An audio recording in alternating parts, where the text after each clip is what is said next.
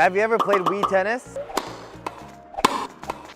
Well, that's exactly how your badminton doubles defense should look like. Today we'll teach you how to do the perfect badminton doubles defense so that you can lift the back of your court while your opponent is smashing every time, so you'll never have to worry about your defense ever again.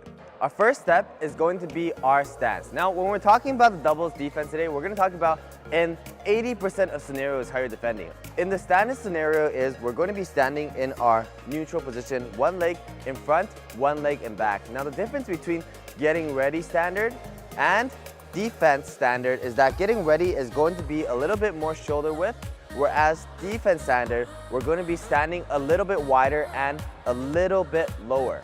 And also another difference is that when we're getting ready for a movement, you'll see that we're on our toes a little bit more, so we're ready to bounce and move. Whereas when we're going to be standing in our defense stance, we're going to be standing a little bit flatter on our feet so that we can plant the weight into the ground and stand steady in our 45 degrees wider stance as we get ready for our doubles defense.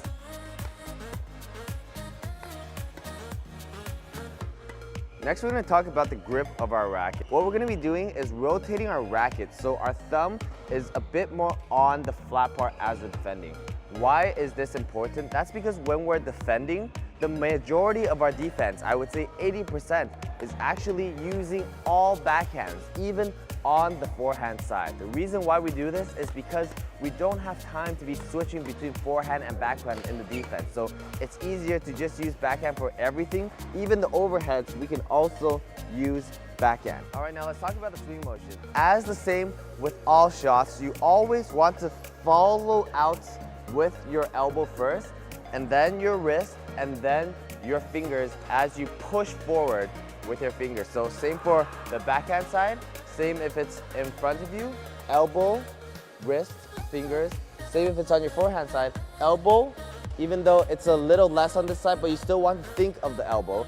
Elbow, wrist, fingers. No matter where it is in your swing on your defense, it's always elbow, wrist, and fingers so that you can smoothly guide it out. Because if you did not lead with your elbow and you started doing this, first of all, your direction would be going all over the place. Second of all, you won't be able to follow through on your swing and give it that proper control to always hit it to the back of the court.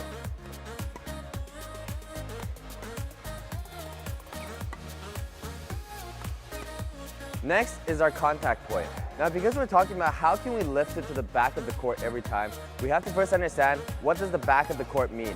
It means that the shuttle is traveling upwards in that direction. So the shuttle is traveling upwards in that direction, then our racket also needs to be facing in that direction.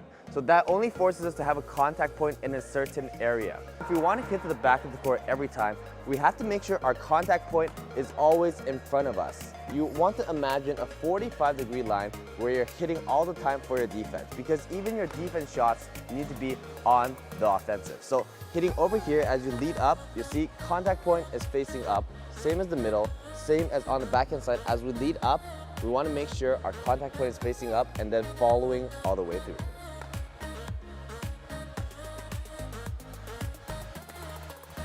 Our last step and most important step is being consistent with very small movements. Because the bird is already traveling very quickly to us, we don't need to be generating power like this.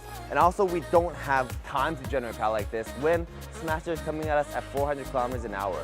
Instead, all we want to do is keep it small and redirect the shuttlecock to where we want it to go. So we're just trying to get in position as fast as we can and angling our racket so that it travels up with a little bit of a small push like this. So usually this is all you need when you're defending, rather than this where you're actually not generating that much power because you're too flimsy. So keep it small, keep it tight, and just focus on a redirection of smashes.